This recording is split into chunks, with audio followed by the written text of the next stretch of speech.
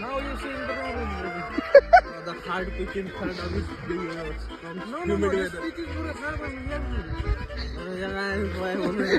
तर सुप्रभात पब्लिक, मी आहे तुमचा लाडका तेजस. आणि आज सुद्धा सकाळ सकाळी आपण गेलो होतो क्रिकेट खेळायला. ह्याला बेटा, हा आहे आकाश भाऊ. आमची टीम तर मॅच हारली होती, पण टिलेची टीम मॅच जिंकली होती. तर चला आपण टिलाचं रिॲक्शन बघूयात.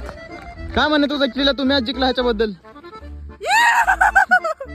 आज आपला जय शाळेत चालला होता. ज्या आनंदामध्ये शाळेच्या पहिल्या दिवशी आपला जय शाळेत चाललाय ना, त्या आनंदामध्ये हा जास्त दिवस राहायचा नाही. दुपार होताच मी मस्तपैकी शर्टला इस्त्री केली आणि म्हणलं चला मिलन दादाला हेल्प करण्यासाठी दुकानावरती जाऊया. मग जाता जाता आचार्यांसाठी जेवणाचा डब्बा घेतला आणि दुकानावर गेलो. तिथे गेल्या गेल्या हा चिकना धीरच दिसला. अरे बाबा, ही पोरगी नाही रे, खरंच हो पोरगाच आहे. आज तर आपल्या हॉटेलमध्ये दम बिर्याणीचा मोठा बेत होता. मग यायलाच लागते. मस्तपैकी बिर्याणीला दम मारून बसलो होतो. तोपर्यंत तर रिटायर्ड इन्स्पेक्टर सिंगम आपल्या हॉटेलला भेट द्यायला आले होते. थोड्याच वेळात हॉटेलमधलं पाण्याचं जारच संपलं. मग मी ह्या चिकन्या धीरजला घेऊन जार आणायला गेलो. आणि तेवढ्यात तर वरून देव आमच्यावरती रट्टून प्रसन्न झाले आणि आमच्यावर तुफानी पाऊस पडला. मग म्हणलं कवर वाट बघावं पाऊस थांबायची. त्यामुळे तसंच पावसात जार भरलं आणि दुकानावरती आलो. संध्याकाळचे 5 वाजले होते आणि शाळा पण सुटली होती. मग मी घरी जाऊन ओले कपडे बदलून एक कॉफी पिऊन डायरेक्ट रात्रीच दुकानावरती आलो. तर तिथं आपला आचार्य योगेश जाळंदूर संकटच काढत होता. मग रात्रीचे 11-12 वाजले होते आणि दुकान बंद करायची वेळ झाली होती. मग जोपर्यंत आम्ही दुकान आवरतोय तोपर्यंत तुम्ही ब्लॉगला लाईक करून मला फॉलो करून घ्या. धन्यवाद.